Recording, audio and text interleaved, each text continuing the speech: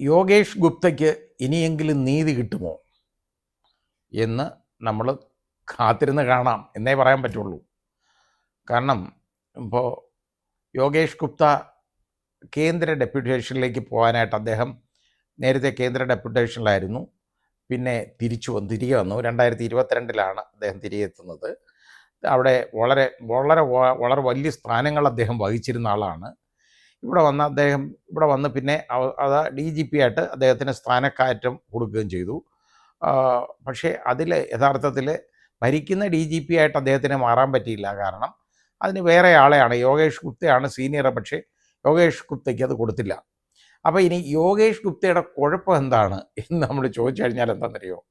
യോഗേഷ് ഗുപ്തയുടെ കുഴപ്പം അദ്ദേഹം മിടുക്കനും സത്യസന്ധനും ആയ ഒരു ഉദ്യോഗസ്ഥനാണ് എന്നുള്ളതാണ്.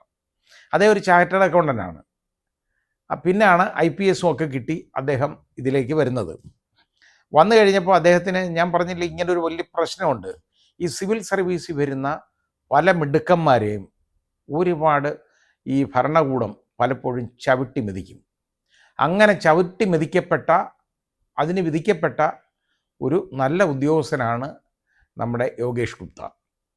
ഈ യോഗേഷ് ഗുപ്ത കാരണം യോഗേഷ് ഗുപ്തയ്ക്ക് ഒരുപാട് സ്ഥാനങ്ങളൊക്കെ ഇവിടെ പലതൊക്കെ കൊടുത്തു നോക്കി. അദ്ദേഹത്തിന് 4 വർഷത്തിനിടയിൽ 8 സ്ഥലമാറ്റങ്ങളാണ് അദ്ദേഹത്തിന് കൊടുത്തത്. 8 പദവികളിലേക്ക് അദ്ദേഹത്തിന് മാറ്റി. അത് യഥാർത്ഥത്തിൽ കേന്ദ്ര നിർദ്ദേശത്തിന് വിരുദ്ധമാണ്. കാര്യം ഒരു സിവിൽ സർവീസ് ഉദ്യോഗസ്ഥന്, അതിപ്പോൾ IPS ഉള്ള ഒരു ഉദ്യോഗസ്ഥന് കുറഞ്ഞ ഒരു പോസ്റ്റിൽ 2 വർഷമെങ്കിലും കൊടുക്കണം. പക്ഷേ 4 വർഷത്തിനകത്ത് 8 തവണ അദ്ദേഹത്തിനെ മാറ്റി എന്ന് പറഞ്ഞാലോ, ആ നിർദ്ദേശം നടപ്പാക്കി എന്നുള്ളതല്ലേ നമ്മൾ കാണുന്നത്. നടപ്പാക്കും. ഇതാണ് നമ്മുടെ രാഷ്ട്രീയക്കാർ, നമ്മുടെ ഭരണകർത്താക്കൾ എന്ന് പറയുന്നവർ ഇങ്ങനെയാണ്. അവർ പറയുന്ന, അവരെ വാലാട്ടികളായിട്ട് നിന്നില്ലെങ്കിൽ ഉണ്ടല്ലോ, ഇവരെല്ലാം പറഞ്ഞയക്കും. അവസാനം ഇടയ്ക്ക് അദ്ദേഹത്തിനെ ബിവറേജസ് കോർപ്പറേഷനിലേക്ക് 2 പ്രാവശ്യമാണ് അദ്ദേഹത്തിനെ MD ആക്കി അവിടെ നിയമിച്ചത്. ആദ്യം നിയമിച്ചപ്പോൾ യഥാർത്ഥ ബിവറേജസ് കോർപ്പറേഷൻ യഥാർത്ഥ കണക്ക്, അതായത് അവർ കൊടുത്ത കണക്ക് ശരിയല്ല എന്നുള്ളത് പറഞ്ഞ് ആദായ നികുതി വകുപ്പിൽ നിന്ന് ഏതാണ്ട് 1150 കോടി രൂപയാണ് കണ്ടുകിട്ടിയത് ഈ ബിവറേജസ് കോർപ്പറേഷൻ്റെ. 1150 കോടി രൂപ എന്ന് പറഞ്ഞാൽ വലിയൊരു തുകയല്ലേ. അത് തിരികെ വാങ്ങിയത് ആരാണെന്നറിയാമോ? ഈ ചാർട്ടേഡ് അക്കൗണ്ടൻ്റ് കൂടിയായിട്ടുള്ള യോഗേഷ് ഗുപ്തയാണ്. അദ്ദേഹത്തിൻ്റെ കഴിവുകൊണ്ടാണ് ആ പണം തിരികെ കിട്ടിയത്. അപ്പോൾ ഇതൊക്കെ വാങ്ങിച്ചു. അദ്ദേഹത്തിന് അതിനൊക്കെ കൊള്ളാം. അത് കഴിഞ്ഞ് അദ്ദേഹത്തിനെ അവിടുന്ന് പൊക്കിയെടുത്ത് അങ്ങോട്ട് വേറെ മാറ്റി. ഓരോ സ്ഥലങ്ങളിലേക്ക് അദ്ദേഹത്തിൻ്റെ ട്രാൻസ്ഫറാണ്.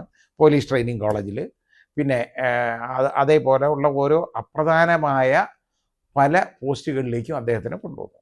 ഇടയ്ക്ക് അബദ്ധം പറ്റി അദ്ദേഹത്തിനെ വിജിലൻസ് മേധാവിയായിട്ട് നിയമിച്ചു കേട്ടോ. അദ്ദേഹം ആ ജോലി നന്നായിട്ട് ചെയ്തു.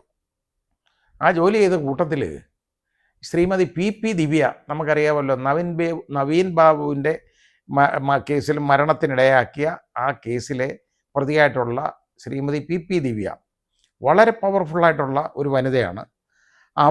അവർക്കെതിരെ വിജിലൻസ് അന്വേഷണം നടത്താനായിട്ട് ഉത്തരവിട്ടു യോഗേഷ് ഗുപ്ത. എന്താ കാര്യം?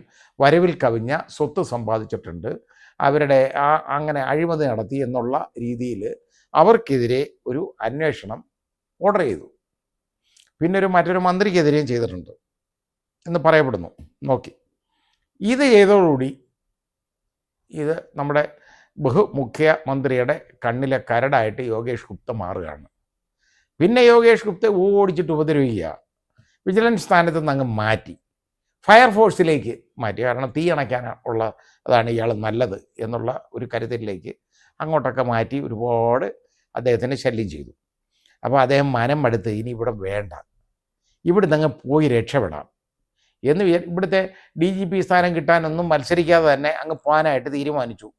പക്ഷേ അയാൾ കേന്ദ്രത്തിലോട്ട് പോയാൽ, പണ്ട് ഇടിയിലൊക്കെ വർക്ക് ചെയ്ത ആളാണ്, പോയി കഴിഞ്ഞാലുള്ള പ്രശ്നം എന്താണെന്ന് നമ്മുടെ ബഹുമുഖ്യമന്ത്രിക്കും അദ്ദേഹത്തിൻ്റെ ബന്ധുക്കൾക്കൊക്കെ അറിയാം. അങ്ങനൊരു പ്രശ്നമുണ്ട്.